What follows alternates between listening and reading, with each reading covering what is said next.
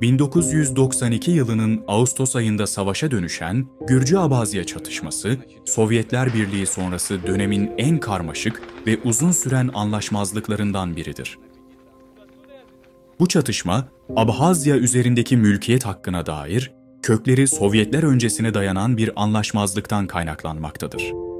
Dünya genelinde Abhazya ya tamamen bilinmeyen, ya yanlış anlaşılan ya da ihtilaflı bir bölge olarak görülür. 14 Ağustos 1992'de Tengiz Kitovani liderliğindeki Gürcü birlikleri tanklar ve savaş helikopterleriyle Abhazya'ya girdi ve 13 ay süren bir savaşı ateşledi. Yıllar sonra Eduard Shevardnadze bu kararı değerlendirirken, Savunma Bakanı Kitovani asla Sohum'a asker göndermemeliydi. Bu en büyük hatamızdı, diyecekti. და ჩვენ დანაშაული ის იყო, რომ ბატონი თენგიზ კიტოვანი სოხუმში არ უნდა შესულიყო. Gürcistan'ın Abhazya'yı işgalinin ilk aylarında etnik temelli ciddi insan hakları ihlalleri yaşandı. Yüzlerce Abhaz ve Abhaz yanlısı olduğu düşünülen kişiler işkence edilip infaz edildi. Abhaz nüfusunun büyük bir kısmı ve Gürcü olmayan nüfustan birçok kişi zorla evlerinden çıkarıldı.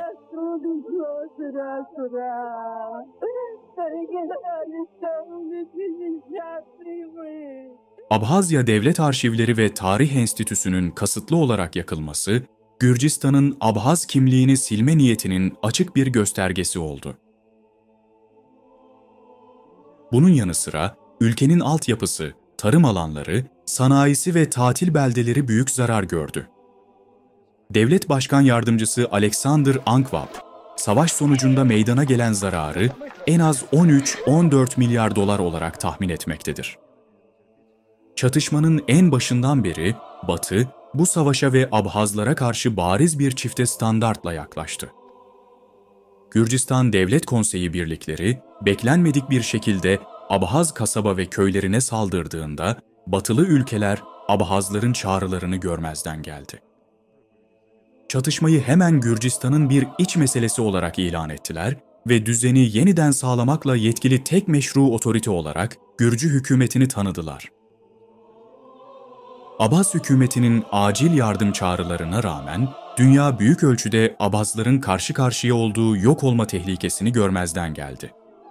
Gürcistan Genelkurmay Başkanı Georgi Karkarashvili, Abhaz halkını tamamen yok etmekle tehdit ettiğinde bile uluslararası bir tepki gelmedi.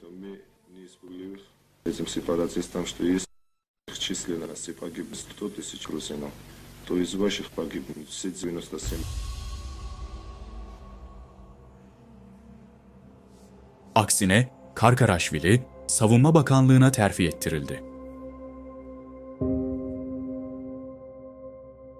Bu umursamazlık ve ikiyüzlülük, savaşın hemen sonrasında Abhazya'ya karşı Rusya ve Gürcistan tarafından uygulanan sert ambargo sırasında da devam etti. Bu ambargo, Abhaz halkını tamamen açlığa mahkum etmişti. Buna rağmen Almanya gibi bazı batılı ülkeler, Abhazya'ya karşı bu sert ambargoyu açıkça desteklemekten kaçınmadı.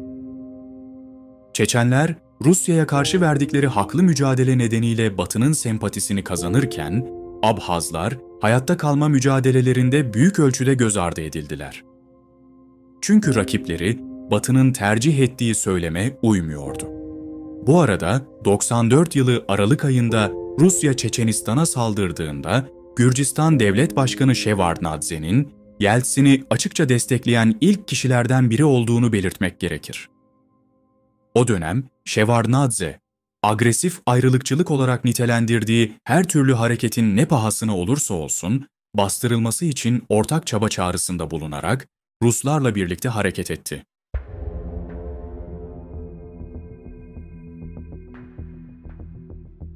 Savaş 30 Eylül 1993'te Abhazya'nın zaferiyle sona erdi.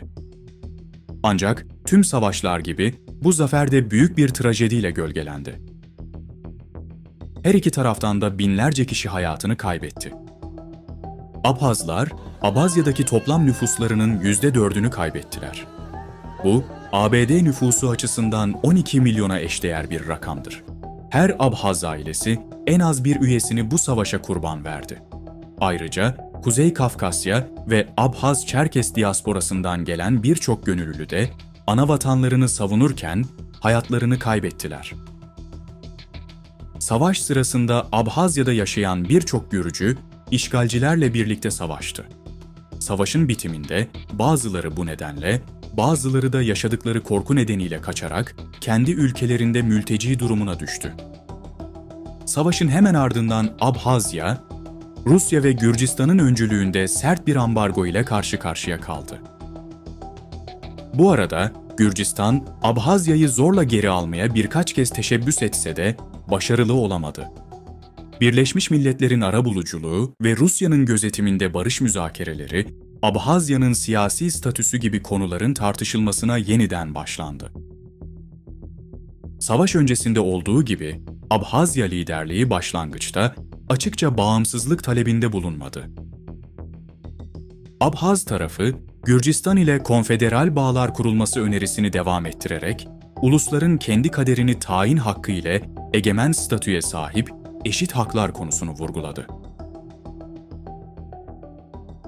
Reალური ავტონომია, უკვე ომის შემდეგ ფედერაცია ხელშეკრულება.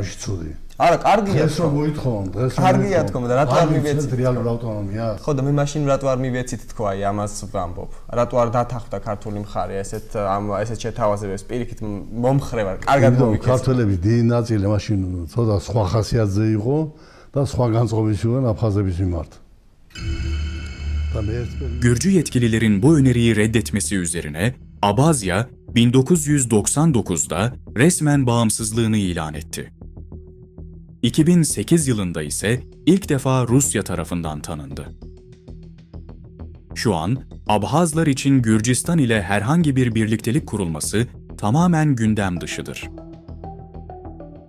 Yıllar süren çatışmalar Abhazları Gürcülere karşı güvensiz, Batı'ya karşı ise temkinli hale getirdi çünkü Batı büyük ölçüde Abhazları görmezden gelerek tamamen Gürcistan'ı destekledi. Abhaz tarihçi Stanislav Lakoba, Abhazya'yı çekiçle örs arasında olarak tanımlar. Bu, Abhazya'nın Rusya ve Gürcistan arasındaki süregelen konumunu en iyi şekilde özetleyen bir benzetmedir. Şu an bu iki ulusun uzlaşması ancak siyasi bir çözümle sağlanabilir ve uluslararası toplum bu konuda kritik bir rol oynamalıdır. Bir toplumu olumsuz bir anlamda ayrılıkçı veya isyancı olarak etiketlemek ve sözde çözümler dayatmak, o toplumu hedeflerinden vazgeçmesini sağlamaz. Büyük devletlerin kendi çıkarlarına göre yorumladığı uluslararası hukukun ise, modern gerçeklikleri ele almakta çoğu zaman yetersiz kaldığını kabul etmek gerekir. Daha geniş bir bağlamda, kendi kaderini tayin hareketleriyle yerleşik devletler arasındaki entegrasyon çabaları özünde çelişkili değildir. Yeni ortaya çıkan devletler, kendilerini izole etmek için değil, doğrudan ve eşit bir şekilde küresel topluma katılmak için bağımsızlık talep ederler. Asıl soru, dünyanın bu hareketlerin kökenindeki nedenleri ele alıp, insanların kendi kaderlerini tayin etme haklarına saygı göstermenin yollarını bulup bulamayacağı ya da güvenlik kisvesi altında mevcut güç yapılarını dayatmaya devam edip etmeyeceğidir. Abhazya, bağımsızlık ve kendi kaderini tayin hakkını savunmaya devam ederken, uluslararası toplumun yaklaşımını yeniden değerlendirmesi büyük önem taşır. Abhaz halkı, uzun süren mücadelesi boyunca direnç ve güçlü bir ulusal kimlik sergilemiştir. Abhazya'nın egemenlik ve dünya sahnesinde eşit statü talepleri ciddi bir şekilde ele alınmayı hak ediyor.